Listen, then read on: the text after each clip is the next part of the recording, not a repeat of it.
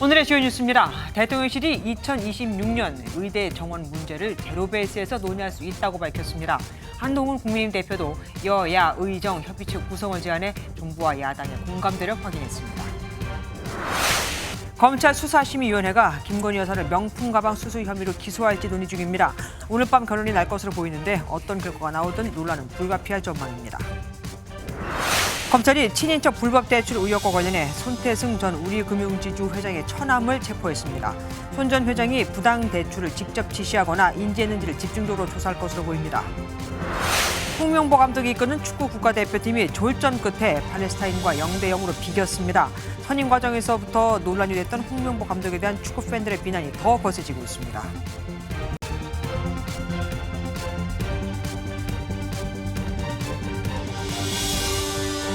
대통령실이 의대 증원 문제를 제로베이스, 이 원점에서부터 논의할 수 있다고 밝혔습니다. 불과 일주일 전만 해도 한동훈 국민의힘 대표가 제안한 2026학년도 의대 증원 유예에 대해서 증원 불변 일정을 재확인하면서 한 대표와 대통령 간에 갈등 소리 나왔었는데 바뀐 겁니다. 여야 의정 협의체 제안 과정에서 내놓은 메시지인데 일단 2026학년도 의대 증원부터는 2,000명이라는 숫자를 고집하지 않겠다고 한 거죠. 한 대표의 제안을 수용한 셈입니다. 추석 연휴 응급실 대란에 대한 우려로 여론이 악화하는 상황에서 의정 갈등이 파국으로 가는 걸 막아야 한다는 데 뜻을 같이 한 걸 겁니다. 의료계를 향해서도 마냥 대화를 거부할 수 없는 압박 카드가 될 것이고요. 첫 소식 이기종 기자가 준비했습니다. 대통령실은 2,000명으로 발표한 2026년도 의대 정원을 조정할 수 있다고 밝혔습니다. 의대 정원은 의료계가 합리적인 안을 내면 언제든 원점에서 논의하겠다는 겁니다. 합리적 수요 추계를 제시하고 거기에 터잡은 의사 증원 문제에 대해서 뭔가 답을 내놓으면 저희들은 열린 마음으로 검토하겠다고. 대통령실 고위 관계자는 애초 2,000명을 고집하지 않았지만 이번 제안은 훨씬 유연해진 거라며 모든 안에 대해 열려 있다고 밝혔습니다. 여기에는 한동훈 국민의힘 대표가 제안한 2026년도 증원을 미루자는 것도 포함된다는 설명입니다. 대통령실은 여야 의정 협의체 구성 제안과 증원 문제에 대한 전향적 입장 발표는 당정의 공감대 속에 나왔다는 걸 강조했습니다. 여권 관계자는 어제 한동훈 대표와 장상윤 사회수석의 만남에서 여당이 주도권을 쥐고 협의체를 구성하는 방안이 마련됐다고 전했습니다. 의정 갈등이 당정 갈등으로 비화하는 고리를 차단하고 당정이 일단 보폭을 맞추게 된 겁니다. 추석 연휴 응급실 대란 우려 속에 여론이 악화하는 걸 차단해야 한다는 위기감이 배경이 됐다는 분석입니다. 대통령실은 다만 야당은 물론 여권 일부에서도 제기된 박민수 보건복지부 차관 경질에 대해서는 전혀 고려하지 않고 있다고 밝혔습니다.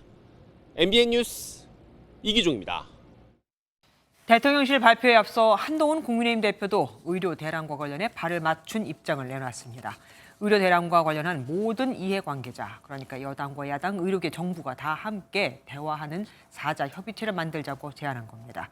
의료 개혁에 대한 큰 틀은 가져가면서 한 대표와 당을 내세워서 의정 갈등의 돌파구를 찾자 이거죠. 이어서 정태진 기자가 보도합니다. 어제 대통령실 사회수석을 비공개로 만나 2026년 의대 증원 유예를 다시 한번 요청한 한동훈 대표가 오늘 외부 일정 도중 예정에 없던 긴급 브리핑을 자청했습니다. 여기서 의료 현장의 혼란을 수습하기 위해 야당과 의료계, 정부가 참여하는 사자 협의체를 구성하자고 공개 제안했습니다. 여야 의정이 함께 머리를 맞대고 의대 정원 증원의 합리적 대안을 모색하는. 대통령실에서도 공감하는 사안으로 알고 있다며 합을 맞춘 한 대표는 국민 불안감 해소가 시급하다고 강조했습니다. 추경호 원내대표도 의료계의 참여를 촉구하며 힘을 보탰습니다. 얼마든지 열린 마음으로 원점에서 논의할 수 있다는 것이. 여당의 이런 제안에 야당은 용산 눈치 보지 말고 실질적 대책 마련에 나서자고 호응했습니다. 협의체를 당장 구성합시다. 정치적 계산 집어치우고. 다만 책임자인 복지부 차관 경질을 놓고 여당 내에서는 온도차가 감지됩니다. 한 대표는 중요 임무를 맡은 공직자들이 국민께 걱정을 끼치거나 오해를 사는 언행은 자제해야 한다고 지적했고, 주 원내대표는 이 시점에 인사를 거론하는 건 적절치 않다고 했습니다. 대통령실과 당이 좀처럼 좁혀지지 않는 의정 갈등의 출구 전략을 모색한 것이라는 분석이 나오는 가운데 여야 의정 협의체 구성 윤곽은 이르면 다음 주 나올 것으로 보입니다. MBN 뉴스 정태진입니다. 원점 재논의는 의료계의 일관된 주장이었습니다. 문제는 시점이죠. 의료계는 바로 올해부터, 그러니까 2025학년도 입시부터 원점 재논의가 이루어져야 한다는 입장인 반면 정부 여당은 올해는 이미 대입 일정 발표가 끝났으니 내년부터, 그러니까 2026학년도부터 재논의하자고 하고 있거든요. 1년의 간극을 어떻게 조율할지가 관건입니다. 이어서 김민수 기자가 보도합니다. 정부와 여당의 제안에 대해 전국의과대학 교수협의회에서 내놓은 답변서입니다. 첫 문장에 밑줄이 그어져 있고 책임 있는 정책 변경이란 표현에 눈길이 갑니다. 지금이라도 2025학년도 의대 정원의 증원을 재논의하자는 뜻입니다.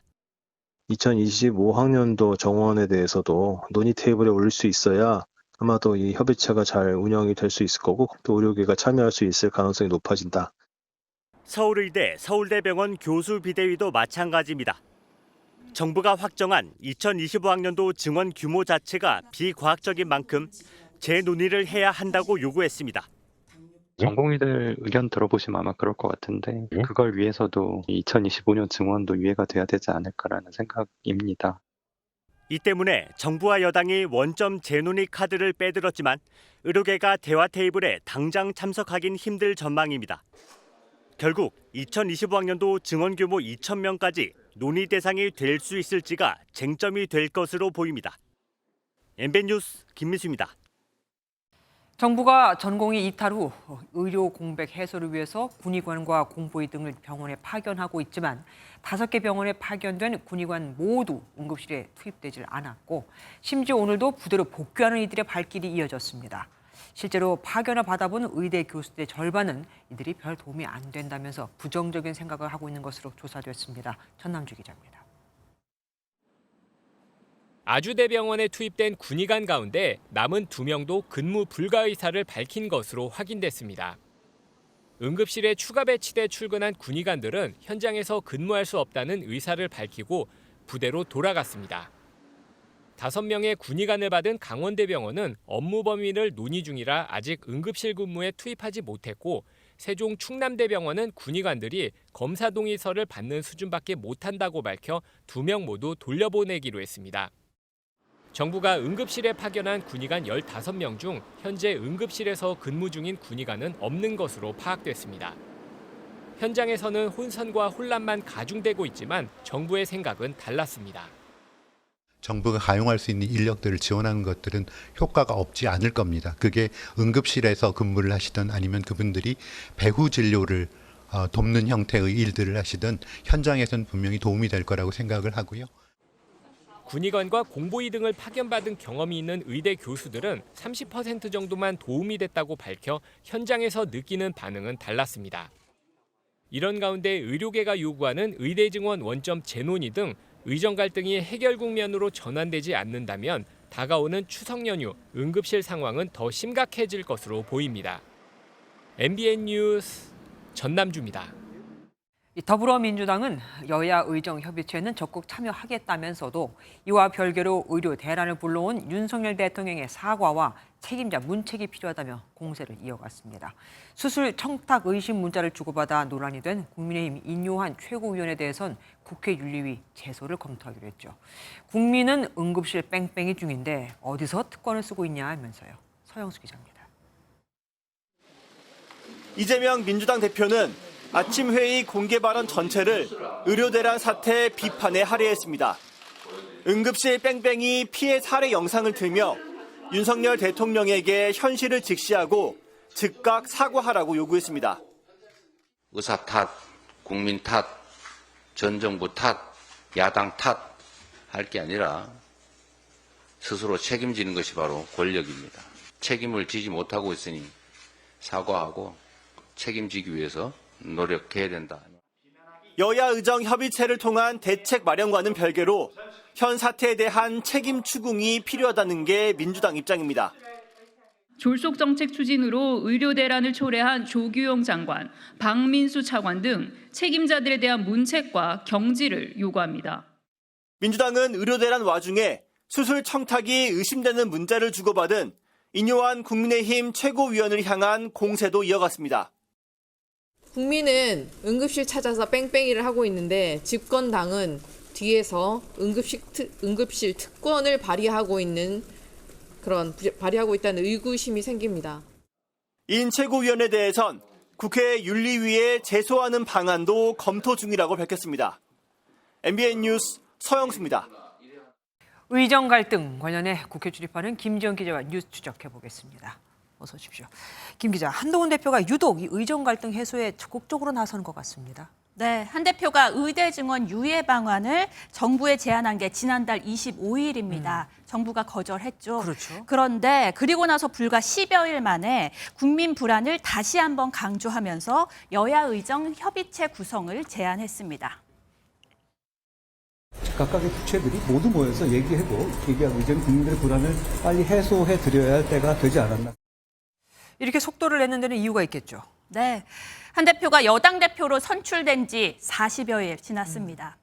이제 한 달이 조금 넘었다고 볼 수 있지만 성과가 없는 것도 사실입니다. 당내 설득도 안 된 최혜병 특검법은 정체 상태고 법 개정이 필요한 금투세 폐지는 거야 구도에서 당장 성과를 내기 어렵습니다.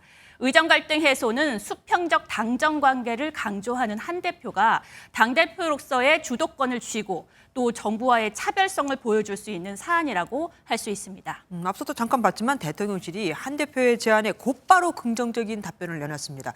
참 우리가 보기에 낯설어요. 네, 모처럼 이 한 대표의 제안과 그리고 대통령실의 공감이 합을 이뤘습니다. 바로 민심이 연결고리가 됐다는 분석입니다. 네. 오늘 발표된 여론조사를 살펴보면 의정 갈등에 대한 이중적인 민심이 드러납니다. 대통령 직무수행을 긍정평가하는 이유 2위가 의대 정원 확대인데요. 부정평가 이유 1위도 바로 의대 정원 확대입니다. 의대 증원은 찬성하지만 지금의 의료 공백에 따른 불안과 혼란은 원하지 않는 겁니다. 그러니까 민심에 어쩔 수 없이 손을 잡은 거네요. 맞습니다. 이 이재명 대표를 필두로 한 그 야당의 의료 대란의 책임이 바로 정부에 있다면서 연일 비판을 하고 있죠. 네. 이런 상황에서 자칫 의료 공백으로 사회 혼란이 발생하면 정부와 여당은 의료 개혁 주도권을 민주당에 온전히 내주게 될 수 있습니다. 응급실 뺑뺑이 등의 현상이 현실화되는 것을 모두가 인지하고 있고 대통령이 직접 의정부 지역의 병원을 방문해서 그 상황 파악을 하는데 그러니까 상황 인식에 이제 변화가 있었고 국민의힘 핵심 관계자는 의료 공백 해소는 시간을 끌 문제가 아니라는 당정 간 사전 공감이 있었다면서 민심에 반응한 결과라고 말했습니다. 그러니까 이제 협의체의 실효성이 무엇보다 중요해지지 않겠습니까? 그런데 사실 정부가 대화 제의를 한 거는 뭐 한두 번이 아니었어요. 네, 맞습니다. 그래서 이번에는 정말 의료계의 참여가 중요합니다. 당장 2025학년도 의대 증원도 재검토하자는 의료계의 일관된 요구에 어떤 대안을 제시하느냐가 핵심입니다. 여야 의정이 한자리에 모이기 전 의제 조율을 할 텐데요. 이 과정에서 의료계를 대화에 참여시키기 위한 대책 마련이 첫 단추가 될 것으로 보입니다. 이제는 의료계의 화답도 필요할 때가 된 것 같습니다. 지금까지 김지영 기자와 함께했습니다. 김건희 여사 명품백 수수 의혹 사건에 대한 외부의 객관적인 판단을 구하는 수사심의위원회가 열렸습니다. 기소냐 불기소냐 오늘 밤에는 수심위가 결론을 내릴 것으로 보이는데요. 사실 어떤 결론이 나와도 파장은 일 겁니다. 기소로 나오면 그간의 검찰 수사가 문제라는 게 되고 불기소로 나오면 또 봐주기가 될 테니까요. 현장에 나가 있는 취재기자 연결해 보겠습니다. 이혁재 기자. 예, 지금도 진행 중입니까? 예, 그렇습니다. 수심위가 시작하고 5시간 정도 지났는데요. 아직 진행 중입니다. 오늘 오후 2시쯤 위원장인 강일원 전 헌법재판관을 비롯한 심의위원들이 대검찰청으로 모습을 드러냈는데요. 심의위원은 외부 전문가 150명에서 300명 중 15명이 무작위 추첨을 통해 선정됐습니다. 수심위는 김 여사의 청탁금지법 위반 여부뿐만 아니라 알선수재, 변호사법 위반 등 6개 혐의에 대해 들여다보고 있습니다. 앞서 검찰 수사팀은 김 여사에 대해 무혐의로 결론을 내렸는데요. 수사팀은 오늘 열린 수심위에서 무혐의 판단에 대한 근거를 설명했습니다. 김 여사 측도 직무 관련성과 대가성이 없었다는 주장을 펼쳤습니다. 알선 수재죄나 변호사법 위반죄 여부에 대해서 수사심의위원 분들도 그 부분에 대해서 이제 관심을 가지고 있는 것으로 보입니다. 네. 수심위는 어떤 방식으로 결론을 내리게 됩니까? 오늘 결과가 나오는 건가요? 예, 위원들의 만장일치로 기소 또는 불기소 결론을 내리는 게 원칙인데요. 오늘 밤 늦게 결론이 나올 것으로 예상됩니다. 일치된 의견이 나오지 않으면 출석위원 과반수 찬성으로 결론을 내게 되는데요. 오늘 심의에서는 특히 알선 수재죄와 변호사법 위반에 대한 위원들의 판단이 중요합니다. 위원들은 법리적으로 궁금한 점을 수사팀에 물어보거나 서로 다른 의견을 주고받는 식으로 심의 중인 것으로 알려졌습니다. 오늘 안에는 결론이 나올 걸로 예상되는데요. 국민적 관심이 큰 만큼 심의가 끝나면 언론에 바로 그 결과를 공개할 것으로 예상됩니다. 한편 명품백 의혹의 핵심 당사자인 최재형 목사는 청탁이 맞다는 의견서를 검찰에 제출했지만 수심위에 끝내 참석하지 못했습니다. 지금까지 대검찰청에서 MBN 뉴스 이혁재입니다. 더불어민주당 등 야권은 김건희 여사의 공천 개입 의혹도 수사 대상에 포함시켜야 한다며 이걸 포함한 특검법을 발의하는 등 계속해서 공세를 이어가고 있습니다. 여당은 광기 어린 선동, 민주당식 괴담 정치라고 비판하면서 문재인 전 대통령과 이재명 대표를 역공했습니다. 장명훈 기자입니다. 김건희 여사의 가진 의혹에 야권은 더 강한 김 여사 특검법을 꺼냈습니다. 민주당과 조국혁신당이 공동 발의한 6번째 김 여사 특검법의 수사 대상엔 김 여사의 공천 개입 의혹까지 추가됐습니다. 민주당은 공천 개입이 사실이라면 명백한 국정농단이라며 특검의 필요성을 강조했습니다. 김건희 특검법을 해야 하는 이유가 계속 추가되고 있습니다. 하루하루 시간이 지날 때마다 범죄 의혹들이 하늘 높은 줄 모르게 쌓여 국민의힘은 즉각 반발했습니다. 나경원 의원은 무슨 건수만 있으면 기승전 김건희 특검법을 외친다며 광기 어린 선동이 도를 넘었다고 일침을 날렸습니다. 나아가 여당 지도부는 문재인 전 대통령과 이재명 대표 부부의 검찰 수사를 걸고 넘어지며 역공에 나섰습니다. 문재인 대통령도 이재명 대표 부부도 결백하다면 수사에 당당히 응해 주십시오. 혐의가 없다는 것을 밝히면 모두 해결될 일입니다.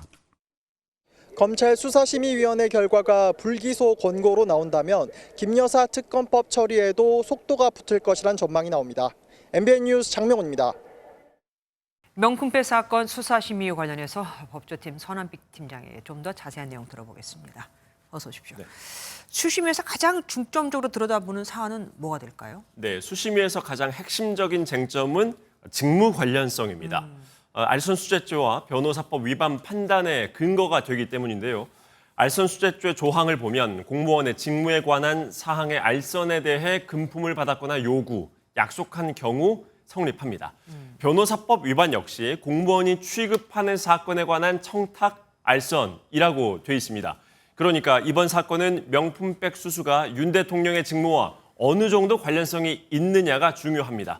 그런데 이것만으로는 부족하고요. 네. 알선의 대가가 있었는지까지도 입증이 돼야 합니다. 수사팀에서는 무혐의 결론을 내렸잖아요. 그런데 수심에서 다른 결론을 내릴 수가 있을까요? 어떤 결론이 내려질지 예측이 쉽지는 않습니다. 일단 수사팀은 명품백 수수의 직무 관련성이 없다고 판단을 했죠. 네. 최재형 목사가 김 여사에게 건넨 명품백 등은 친분 관계에서 준 선물 정도라고 봤습니다. 법리적으로는 이러한 수사팀 결론에 큰 무리는 없어 보입니다. 하지만 수사팀이 대통령의 직무 관련성을 너무 좁게 해석한 게 아니냐라는 지적도 있습니다. 수심위 내부에서 이 사건 법원 판단을 한번 받아봐야 하는 게 아니냐는 의견이 나왔을 가능성 배제할 수는 없습니다. 어쨌든 어떤 결론이 나오더라도 후폭풍을 피할 수는 없을 것 같습니다. 네, 상당한 파장이 예상이 됩니다. 수사팀 수사 결과와 달리 기소 결론이 나온다면 사건 최종 처분을 놓고 수사팀 고민이 깊어질 수밖에 없겠죠. 반면에 불기소 결론이 나온다면 수사팀은 한결 부담을 덜고 무혐의 처분을 할 수는 있겠습니다만 야권에서 수심위가 면죄부를 주고 끝났다라는 식의 비판이 거셀 걸로 보입니다. 그러면 수사팀의 최종 처분은 언제쯤 이뤄질까요? 되도록 빨리 처분하려고 할 겁니다. 수사심의위에서 불기소 결론이 나오면 이르면 다음 주 초에 무혐의 처분에 나설 걸로 보입니다. 반대로 수심위에서 만약 기소 결론이 나오면 수사팀으로서는 고민이 될 수밖에 없기 때문에 최종 처분이 좀 더 미뤄지지 않을까 싶습니다. 처분 시점이 미뤄지더라도 이원석 총장의 임기가 끝나는 9월 15일 이전에는 결론을 낼 가능성이 큽니다. 예, 서남희 기자 수고하셨습니다. 대장동 개발 사업의 실무자였던 고 김문기 성남도시개발공사 처장을 몰랐다고 말해 공직선거법 위반 혐의로 기소된 이재명 대표가 처음으로 피고인 신문을 받았습니다. 이 대표는 600개가 넘는 팀이 있어서 팀장급인 김 처장을 정확히 기억할 수 없었다. 모른다는 것과 만난 적 없다는 건 다르다고 주장했습니다. 홍지호 기자입니다. 이재명 더불어민주당 대표가 취재진의 질문에 아무런 대답 없이 지지자들에게 인사만 한 뒤 법정으로 향합니다. 어떤 부분 위주로 소명하실 건지 한 말씀 부탁드립니다. 이 대표는 오늘 열린 공직선거법 재판에서 처음으로 피고인 신문을 받았습니다. 검찰의 구형 전 이뤄지는 마무리 단계인데 이 대표가 받고 있는 4개의 재판 중 진행 상황이 가장 빠릅니다. 검찰은 이 대표가 대선 후보 시절 방송에서 김문기 처장을 몰랐다고 발언한 것이 허위 사실임을 입증하는 데 집중했습니다. 검사와 마주보는 피고인석이 아닌 증인석에 앉은 이 대표는 시장 산하팀이 600개가 넘는데 팀장급 한 명을 정확히 기억할 수 없다며 기존 입장을 되풀이했습니다. 해외 출장을 가 함께 골프를 친 것 역시 골프는 쳤지만 당시 상황이 정확하게 기억나지 않는다고 선을 그었습니다. 이 대표는 김 처장은 시장에게 쉽게 말조차 걸 수 없는 부하 직원인데 검찰의 상상이 지나치다고 강조하기도 했습니다. 다음 기일인 오는 20일에는 변호인의 반대 신문과 검찰의 구형이 진행되는데 1심 선고는 이르면 다음 달 열릴 예정입니다. MBN 뉴스 홍지호입니다. 이재명 대표가 쏘아올린 계엄령 준비 의혹에 대해 더불어민주당이 다시 불을 지피고 있습니다. 근거가 없다는 비판 속에서 한 발 빼는 듯 했지만 지도부 회의에서 다시 의혹을 제기하며 대통령실을 향해 공개 토론을 제안한 겁니다. 계엄을 하지 않겠다는 보장을 하라고도 했죠. 이병주 기자입니다. 민주당 김민석 최고위원이 계엄 생각이 없다는 것이 진심이면 국민적인 보장 조치를 할 의향이 있느냐며 대통령실을 향해 공개 토론을 제안했습니다. 이재명 대표의 직을 걸라고 했으니 어느 쪽이 거짓인지 대통령 또는 비서실장과 안보실장과 저의 공개 토론을 수용하겠습니까? 김 의원은 계엄 주장의 근거에 대해 민주당의 정보력을 무시하지 말라며 오히려 정부 여당은 펄쩍 뛰며 의혹을 부인하는 것 외에 아무것도 하지 못하고 있다고 꼬집었습니다. 윤석열 대통령 동문인 충암고 출신이 군에서 중용되고 있다는 의혹에 대한 문제 제기도 이어졌습니다. 특히 국방부 장관과 함께 계엄을 건의할 수 있는 행안부 장관이 올해 초 방첩사령부를 방문했다며 이유가 뭐냐고 따져 물었습니다. 충암파 일당들이 모여서 뭐 하는 것이냐? 이것은 군에서는 있을 수 없는 일입니다.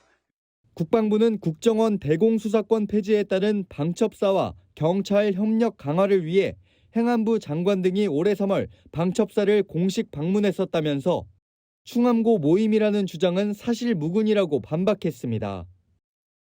여당은 별다른 입장을 내지 않은 가운데 야당이 다시금 꺼내든 계엄 준비설 의혹이 정치권 논쟁의 중심으로 옮겨붙을지 주목됩니다. MBN 뉴스 이병주입니다.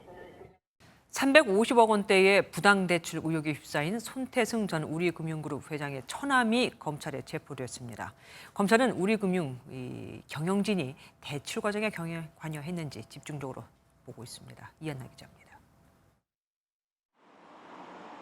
손태승 우리금융그룹 전 회장의 처남 김모 씨가 근무했던 서울 관악구의 한 의료기기 업체입니다. 검찰이 어제 손 전 회장의 친인척 부당대출 의혹과 관련해 이곳에서 김 씨를 체포했습니다.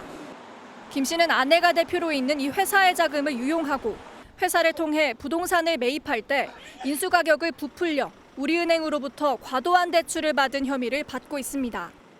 앞서 검찰은 우리은행 대출비리 의혹과 관련해 우리은행 본점 등 8곳을 압수수색했는데 김 씨의 주거지와 사무실도 압수수색 대상에 포함된 것으로 알려졌습니다. 입장에서는 좀 억울한 부분이 많이 있다. 물론 맞는 부분도 있지만 금감원은 2020년 4월부터 올해 1월까지 손 전 회장의 친인척과 관련 법인 등을 대상으로 616억 원가량의 대출이 실행됐고 절반이 넘는 350억 원을 부당대출로 판단해 검찰에 수사를 의뢰했습니다. 검찰이 우리은행 본점과 사무실 등을 압수수색한 지 9일 만에 핵심 관련자 신병이 확보된 만큼 수사에 속도가 붙을 것으로 전망됩니다. MBN 뉴스 이한나입니다. 다음 달 서울시 교육감 보궐선거에 출사표를 던진 후보가 벌써 20명 가까이 됩니다. 이 중 특히 선거법 위반으로 실형을 살고도 진보 교육에 맥을 잇겠다며 출마한 광노현 전 서울시 교육감을 놓고 갑론을박이 벌어지고 있습니다.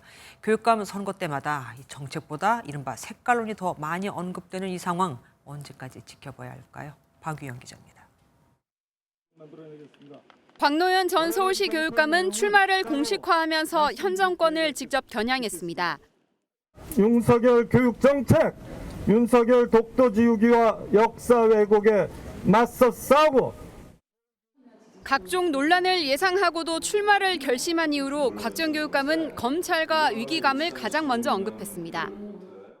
MB정치검찰이 저 광노현을 죽였습니다. 12년 후에 윤석열 정치검찰이 조영 교육감을 또 중도 하차시켰어요. 서울교육이 위기에 빠졌습니다. 곽 전 교육감은 2010년 선거에서 단일화한 경쟁자에게 2억 원을 건넨 혐의로 재판에 넘겨졌습니다. 대법원에서 징역 1년이 확정됐지만 후보 매수가 아닌 선의의 부조란 입장은 여전합니다. 저는 후보 매수를 한 사실이 없습니다. 오해일 뿐입니다. 곽 전 교육감 등판 이후 교육감 선거가 정책 이슈는 실종되고 정치적 구호로 뒤덮였다는 비판이 나옵니다. 이참에 직선제는 물론 투표자 연령 확대 등 유권자의 뜻이 왜곡되지 않도록 교육감 선거를 뜯어 고쳐야 한다는 목소리도 적지 않습니다. 교육감 선거할 때 결과적으로 당락을 가른 유권자가 70대층, 애들 교육의 방향을 정하는데 T는 70대가 쥐고 있고 이거는 좀 고쳐야 될 것 같아요. 아이들에게 교육은 백년지대계라는 말이 와닿길 바라는 서울시 교육감 선거는 이제 40여일 앞으로 다가왔습니다. MBN 뉴스 박영입니다. 오늘 아침 의정부 경전철이 멈춰섰습니다. 하필이면 출근 시간에 고장이 발생해 많은 시민들이 역을 찾았다 헛걸음을 해야 했죠. 오후 2시가 넘어서야 다시 운행할 수 있었습니다. 장덕진 기자입니다. 2량짜리 경전철 열차가 선로 중간에 멈춰 있습니다. 공중선로에서는 복구 작업이 한창입니다. 의정부 경전철은 오늘 오전 7시 7분쯤 발곡역에서 출발해 고작 20m를 움직인 뒤 고장을 일으켰습니다. 열차에 타고 있던 20명 남짓 승객들은 임시 통로를 이용해 발곡역으로 돌아갔습니다. 열차 운행이 중단되면서 역사를 향하는 문도 이렇게 굳게 잠겨 있습니다. 경기 의정부를 관통하며 하루에 4만 명 넘는 사람들이 타는 경전철이 멈추면서 불편이 속출했습니다. 직장인들은 시간이 안 맞아서 불편하고 여기는 노인들이 많이 살아가지고 거의 다 100% 불편한 걸 다 느끼고. 다리도 아프고 하니까 조금 일찍 나오는 게 나을 것 같아요. 이 다리 건너면 되긴 하는데 노인들한테는 조금 힘들어요. 고장 원인은 동력 장치로 추정됩니다. 차량 인버터가 고장이 초과됐거든요. 초과돼서 그 차량을 지금 구원하던 중에 다시 문제가 생겨서. 열차는 7시간이 지난 오후 2시 7분부터 운행을 재개했습니다. MBN 뉴스 장덕진입니다. 공사비 상승으로 여기저기서 계획됐던 재건축이 무산되고 있는 그런 일이 많이 있었죠. 그럼 이미 짓고 있던 아파트들은 어떨까요? 재건축이 끝나 입주를 하려는데 추가 분담금을 내야 열세를 주겠다고 합니다. 국민평형 10억 원대 아파트를 분양받았는데 추가 분담금이 최대 4억 원인 곳까지 나왔습니다. 이승훈 기자가 취재했습니다. 이번 주부터 입주가 시작된 경기 광주시의 한 아파트입니다.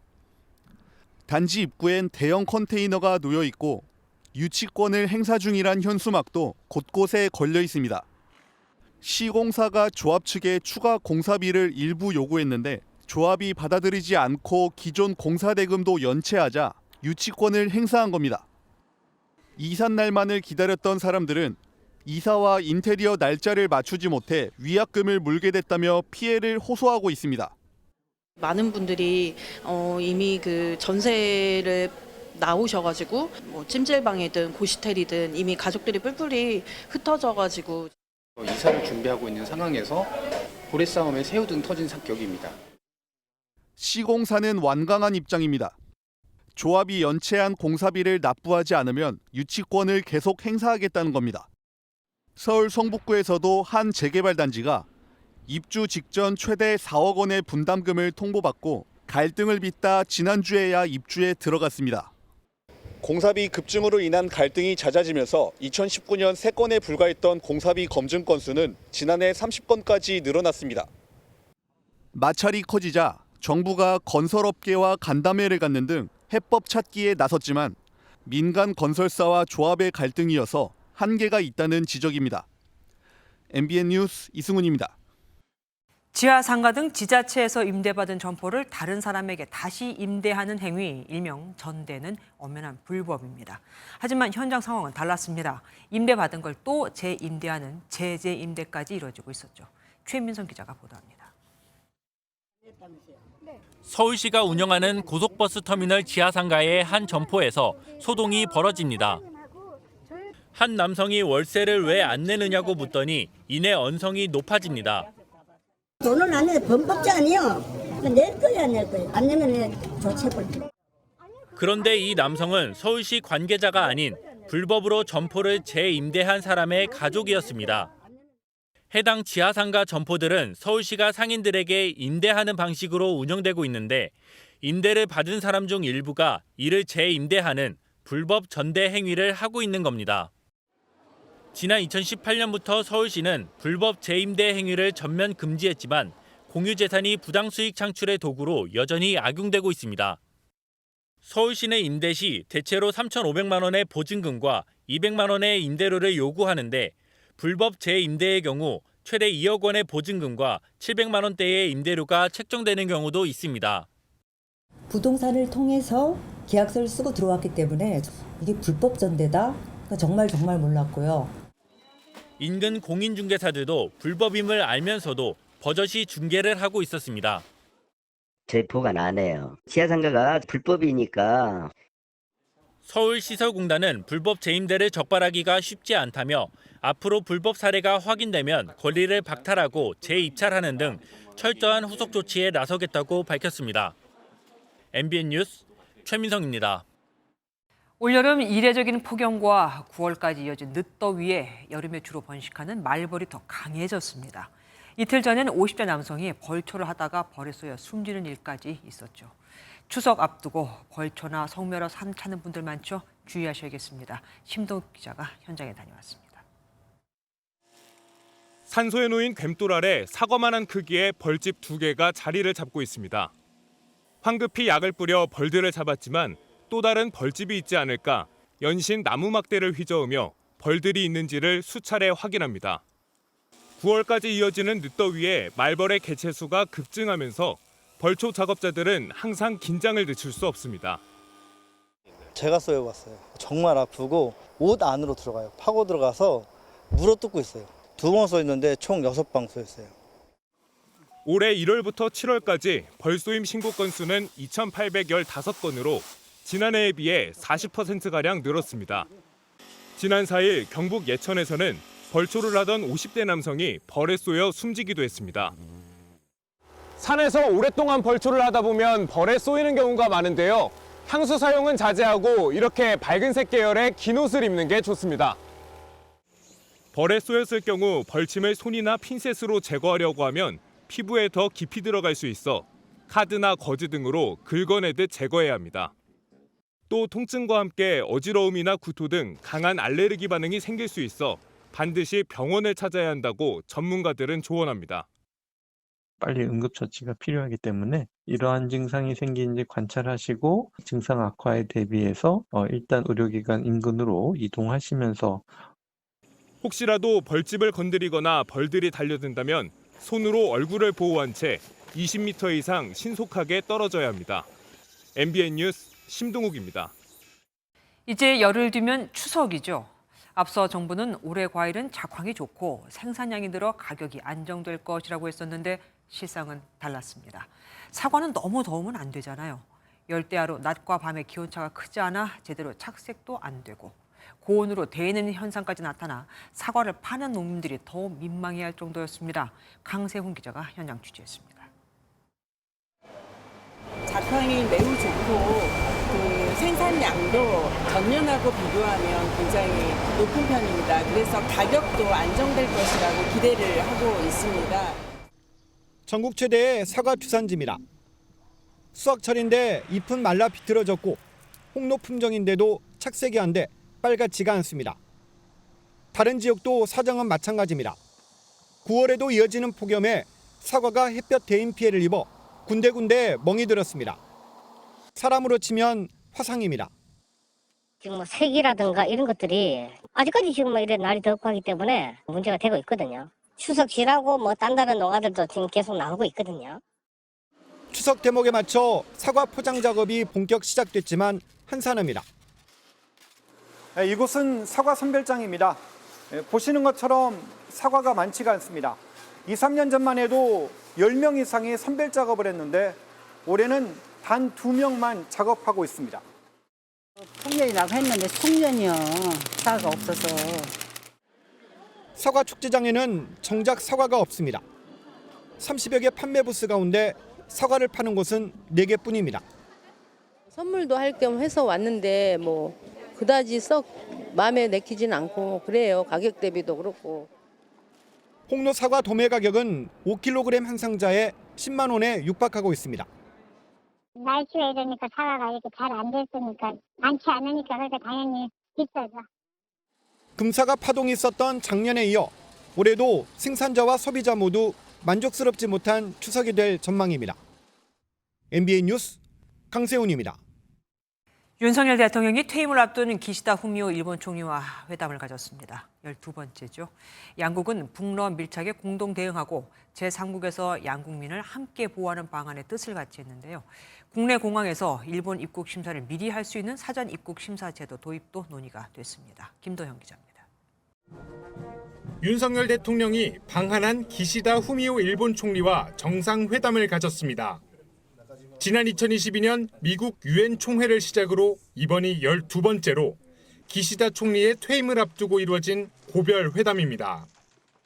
한일 간, 한미일 간 협력을 계속 진전시키기 위해서는 저와 기시다 총리님이 쌓아온 양국 협력의 긍정적 모멘텀을 계속 이어가는 것이 중요합니다.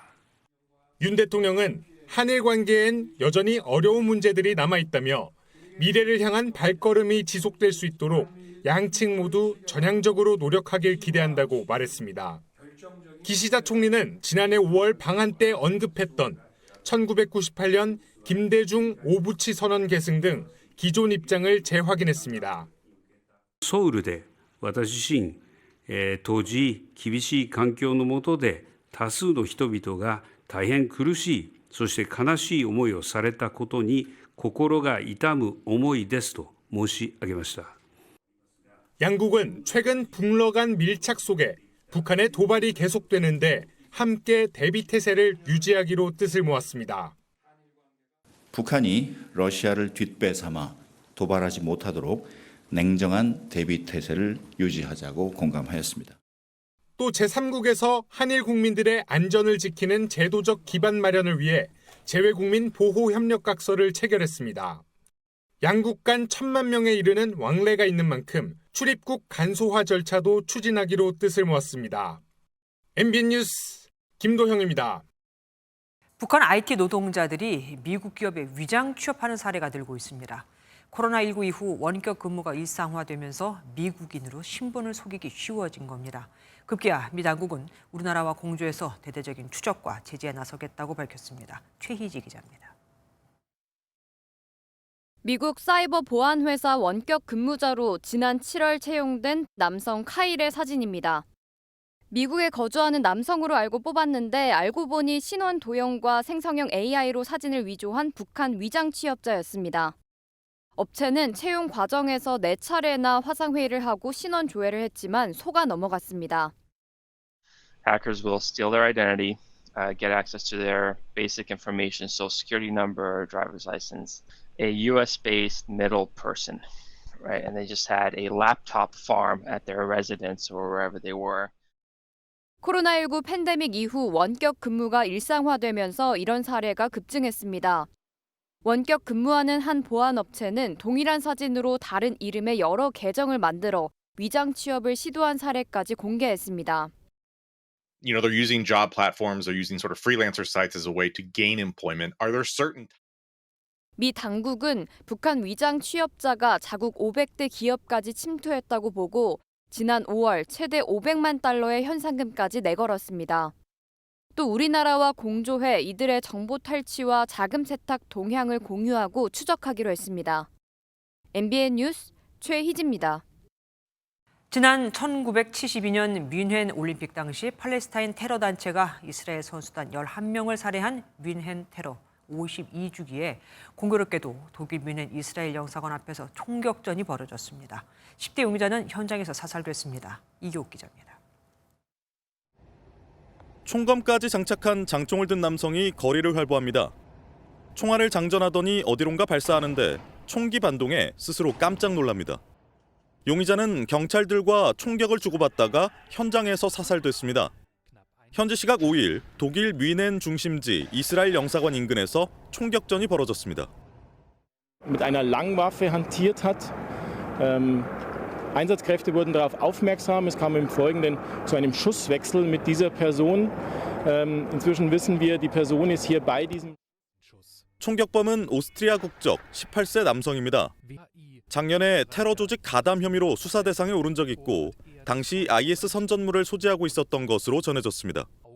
당국은 이번 사건이 1972년 뮌헨 올림픽 때 팔레스타인 테러 조직이 이스라엘 선수단 11명을 살해한 뮌헨 테러 52주기에 발생했다는 점에 주목하고 있습니다.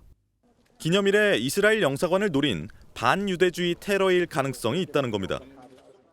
Aber eines ist klar, es gibt einen schlimmen Verdacht, weil es heute eben auch der Gedenktag, der Jahrestag des Attentats damals war bei den Olympischen Spielen 1972.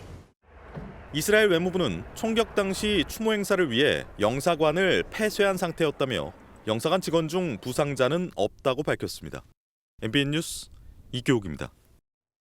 가계대출을 관리하라고 해서 금리도 올리고 대출도 옥죄었더니 이제는 과하다는 비판이 쏟아지고 있죠. 장단 맞추기 어려운 금융당국의 오락가락 메시지에 시중은행은 물론 주택 실수요자들까지 혼란을 겪고 있습니다. 금감원장이 나섰지만 이들을 달래느라 상황에 따라 대출이 완화될 수 있다는 말에 오히려 혼란은 또 더 커졌고 이제 금융위원장까지 나섰습니다. 김태형 기자입니다. 지난 4일 국회 전자청원엔 최근 청약 당첨된 아파트 입주를 포기해야 할 만큼 대출 한도가 줄었다며 풀어달라는 현모 씨의 글이 올라왔습니다. 11월 입주 예정인 서울 둔촌 주공과 동대문구 이문동 신축도 전세대출 제한으로 입주 예정자들의 불안감이 큽니다. 정확하게 어떤 뭔지 모르니까 이제 좀 그냥 혹시라도 뭐 문제가 있는가 전세 못 넣을까 싶어서 그런 거에 대해서 좀 논의했어요. 집값 급등과 가계빚 증가를 막고자 금리 인상과 대출 제한을 유도했던 이복현 금융감독원장은 정작 실수요자들이 피해를 입자 과한 정책이라며 한 발 물러섰습니다. 무주택자들 내지는 조금 교육 목적이건 뭐건간에 좀 이렇게 정말 자기 집을 쓰려고 하는 분들이 움직이는데 부담을 안 드리는 쪽으로. 그러자 은행들은 조건부 전세대출 규제를 일부 완화하거나 한시적 운영으로 바꾸는 등 롤러코스터를 탔습니다. 우왕좌왕 혼란이 커지자 급기야 금융위원장까지 나섰습니다. 은행 자유를 강조하면서도 집값 급등과 가계대출 증가는 막겠다는 게 정부 의지라고 재확인했습니다. 정부의 가계부채 관리 강화 기조는 확고합니다. 주택시장이 계속해서 과열되고 가계부채가 빠르게 증가할 경우 준비하고 있는 추가적인 관리 수단들을 적기에 그리고 과감하게 시행할 계획입니다. 하지만 실수요자와 갭투자의 구분이 쉽지 않은 상황에서 책임을 은행에만 떠넘긴 것 아니냐는 비판이 나오고 있습니다. MBN 뉴스 김태형입니다. 올해로 100주년을 맞는 유럽 최대의 가전 전시회 IFA가 독일 베를린에서 개막했습니다. 글로벌 가전 시장을 이끌고 있는 국내 업체들이 AI 기술로 제대로 맞붙었는데요. AI 가전 어디까지 왔을까요? 정설민 기자가 소개해드리겠습니다. 1930년 독일 베를린에서 열린 가전 전시에 기조 연설자로 나섰던 아인슈타인. 94년 만에 더욱 또렷해진 모습과 목소리로 다시 돌아왔습니다. 삼성전자가 자체 개발한 AI 기술로 오래된 영상의 화질과 음질을 복원한 겁니다. At Samsung, we like to think about AI like a pair of invisible hands that help our customers. 100주년을 맞은 유럽 최대 가전 전시의 이파의 화두는 단연 AI였습니다. 삼성전자는 AI가 집안의 가전을 관리해주는 것은 물론 내 건강과 환경까지 신경 써주는 기술을 선보였습니다. 아이가 잠자리에 들 시간, AI 로봇이 불빛을 낮추고 벽면 가득히 별빛을 뿌려줍니다. 아이가 그린 그림에 어울리는 이야기를 만들어 들려주기도 합니다. Once upon a time, in a sunny meadow, there bloomed a solitary flower with vibrant petals. LG전자는 아이나 반려동물이 있는 집, 은퇴 부부의 집 등 다양한 라이프 스타일에 맞는 AI 활용법을 소개했습니다. 고객과 공감하며 고객 한 분 한 분에게 맞추어가기 위한 가전 솔루션으로의 진화입니다. 이번 전시회에는 역대 최대 규모의 중국 업체들이 참가한 가운데 국내 업체들은 AI 기술을 앞세워 초격차에 나서고 있습니다. MBN 뉴스 정세민입니다. 맵게 먹고 짜게 먹고 기름지게 먹고 우리나라 위암 환자가 줄지 않는 이유죠. 전 세계 3위를 기록할 만큼 위암 발생률이 높은데 우리에겐 2년에 한 번씩 받을 수 있는 무료 위 내시경 검사가 있습니다. 꼭 이거 챙겨 받으시는 게 좋겠습니다. 신용수 기자입니다. 2주 전 심한 하열로 병원을 찾은 오창기 씨는 검진 결과 위암 3기 판정을 받아 수술 예정입니다. 내시경을 했어요. 기계로 하는데 그거 나도 생전에 처음 해봤어요. 이거 이렇게 암이래. 최근 5년간 위암 환자는 2020년을 제외하면 꾸준히 증가하고 있고 조기 위암도 꾸준히 8만 명 전후를 기록하고 있습니다. 사망자 수도 폐암과 간암, 대장암, 췌장암에 이어 5위로 여전히 주요 사망 원인입니다. 우리나라는 전 세계적으로도 위암이 많이 발생하는 나라로 몽골과 일본에 이어 세계 3위를 기록하고 있습니다. 국물과 김치 등 짠 음식 위주의 식습관에 서구화된 기름진 식단까지 더해지면서 위에 부담을 준 겁니다. 위암은 초기 증상이 거의 없어 증상이 나타난 뒤 치료를 시작하면 늦는 경우가 많습니다. 내시경을 통한 조기 검진이 중요한 이유입니다. 내시경으로 도려내는 시술만으로서도 조기 위암의 치료가 끝날 수 있습니다. 진행이 더 깊어지거나 크기가 커지거나 하면은 그때는 수술을 해야 되고요. 위 밖으로 퍼져나갈 가능성이 생기기 때문에 위를 광범위하게 제거하는. 의료진은 40세 이상 국민 누구나 2년에 한 번씩 무료로 위내시경을 받을 수 있는 만큼 이를 잘 활용하는 게 중요하다고 강조합니다. MBN 뉴스 신용수입니다. 채무자들이 재개할 수 있게 지원하는 법원 회생제도. 최근 TMF 사태로도 많이 알려졌죠. 그런데 뜻밖의 사람들이 이 제도를 악용하고 있습니다. 바로 전세 사기범들입니다. 회생이 받아들여지면 전세금을 돌려주지 않아도 되거든요. 또한 안 받아들여진다 해도 다른 법원에 다시 또 신청하는 식으로 시간을 끌 수 있어서 진짜 피해자들을 두 번 울리고 있습니다. 박은치 기자가 취재했습니다. 경기 화성시의 한 다가구 주택에 사는 A씨. 계약 기간이 이미 끝났지만 보증금 1억 3천만 원을 돌려받지 못했습니다. 전세 사기를 당한 건데 가압류나 경매에 나설 수도 없습니다. 집주인이 법원에 회생을 신청해 받아들여졌기 때문입니다. 무서워서 회생을 하게 됐다라느니 변명했던 말들도 다 달랐고. 회생 절차가 시작되면 피해자는 돈을 받아낼 방법이 모두 차단되는데 법원이 조사해보니 이 집주인은 회생을 제대로 할 능력도 의지도 없었습니다.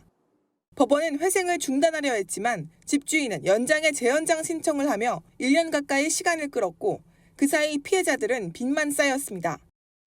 모든 게 빨리 끝나야 사실 저희도 각자 살 길을 찾아서 방안을 구색할 텐데 희망고문처럼 계속 연장하고 하다.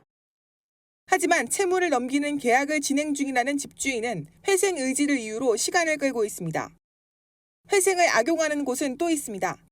최근 항소심에서 징역 7년을 선고받은 인천 건축왕 남모 씨는 한 법원에서 회생이 기각되자 다른 법원에 또 신청했습니다.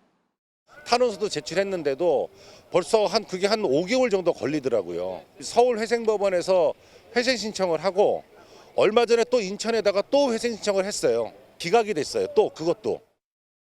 이처럼 회생 악용이 반복되는 건 신청만 하면 기각되더라도 결론까지 수개월이 걸린다는 점 때문입니다. 할 방법이 없어요. 고의에 의한 불법행위 손해배상 채권이 있다는 거를 뭐 입증을 해가지고 강제 집행을 한다든지 뭐 그런. 회생 의지 없이 시간만 끌려 한다면 재판부가 빠른 결단을 내려줘야 한다는 지적입니다. MBN 뉴스 박은채입니다. 국내 대기업들이 하반기 공채 시즌에 맞춰 신입사원 채용에 들어가고 있습니다. 요즘 경력직을 많이들 찾아 신입이 설 자리가 많이 좁아졌다지만 그래도 신입을 찾는 기업이 있겠죠. MZ세대 취향에 맞게 독특한 온라인 광고를 만들어 눈길을 끌고 기업 현직자와 직접 만날 수 있는 박람회가 열리고 있습니다. 한범수 기자가 다녀왔습니다. 미식축구 복장을 한 남성들이 나란히 늘어서 구호를 외칩니다. 유연한 근무, 따사로운 복지, 국내 중화기업이 만든 SNS 채용 광고로 B급 감성을 일으켜 MZ 취준생 취향을 파고들고 있습니다. 재밌다, 이게 뭔데 감동이냐 등 호의적인 댓글 반응이 이어지고 있습니다. 서울 강남 한복판에선 완성차 업체가 준비한 채용 박람회가 열렸습니다. 꿈에 그려온 직장에 들어가고자 입구부터 강연장까지 가득 메운 취준생들. 현직자와 1대1로 면담하며 좁디 좁은 취업문을 어떻게 열어갈지 감을 잡아갑니다. 현직자로서 어떤 자세가 좀 중요한지에 대해 좀 배울 수 있었습니다. 여기 방문함으로써 좀 더 설렘과 기대감이 충전돼가지고 더 좋은 글씨들이 나오지 않을까 생각합니다. 취준생들이 지원하려는 회사의 역사와 특징, 가치관도 이해할 수 있도록 이렇게 전시관도 마련됐습니다. 국내 4대 그룹을 비롯한 주요 대기업들이 이달 중으로 하반기 공채에 나서는데 회사별로 수십 명에서 수천 명가량 신입 채용이 이뤄질 예정입니다. 별도로 박람회를 열지 않는 기업들도 대학 캠퍼스에서 멘토링 프로그램을 진행하며 인재 모시기에 적극 나서고 있습니다. MBN 뉴스 한범수입니다. 내년 2월 도입될 예정이었던 전기차 배터리 인증제가 오는 10월로 앞당겨 시행됩니다. 이는 오늘 발표된 전기차 화재 안전관리 대책에 따른 것으로 배터리 제조사와 제조 기술, 원료 등의 정보 제공도 의무화됩니다. 여신도들을 성폭행하고 강제 추행한 혐의로 징역 23년을 선고받고 구속된 기독교 복음선교회 JMS의 총재 정명석 씨에게 검찰이 항소심에서도 징역 30년을 구형했습니다. 오늘 대전고법 형사 3부 심리를 열린 재판에서 검찰은 또 500시간의 성폭력 치료 프로그램 이수와 20년간 위치 추적 전자장치 부착 명령도 청구했습니다. 오늘 곳곳으로는 강한 소나기가 쏟아지면서 제주도에는 한때 호우주의보가 내려지기도 했습니다. 저녁이 된 지금도 곳곳으로는 강한 소나기 구름이 지나고 있는데요. 이 소나기는 내일 새벽까지 이어지겠습니다. 중부지방을 중심으로 5에서 20mm, 남부지방으로는 많게는 60mm 이상도 예상되고요. 이 소나기가 내릴 때 시간당 20mm 안팎의 강한 비와 함께 벼락과 돌풍도 동반되겠습니다. 주말인 내일도 전국에 소나기 오는 곳이 많겠습니다. 소나기가 내리지 않을 때는 전국 하늘 대체로 맑게 드러나겠고 낮 기온은 30도를 웃돌아서 평년보다 덥겠습니다. 당분간 해안가로는 열대야가 나타나는 곳이 많겠습니다. 중부지방 낮 기온은 서울이 31도, 청주와 대전은 32도까지 오르겠습니다. 남부지방도 전주가 31도, 대구는 33도로 오늘보다 2에서 4도가량 높겠습니다. 다음 주에도 평년 기온을 웃도는 늦더위가 계속되겠습니다. 날씨였습니다.